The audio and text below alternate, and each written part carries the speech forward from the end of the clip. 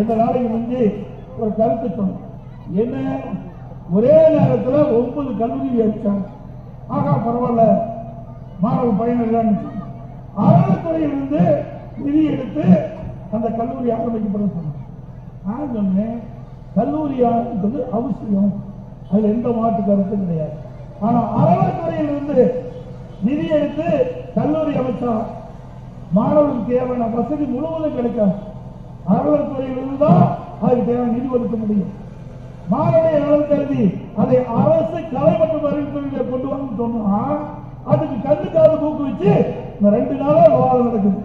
திரு ஸ்டாலின் அவர்களே, அனைத்து இந்திய அண்ணா திராவிட முன்னேற்ற கழக அரசு இருக்கின்ற போது 67 கலை மற்றும் அறிவு சொல்லி கொடுத்தோம். 67 இந்த பகுதியிலையும் அரசு கலை மற்றும் அறிவு கல்வி கொடுத்தோம்.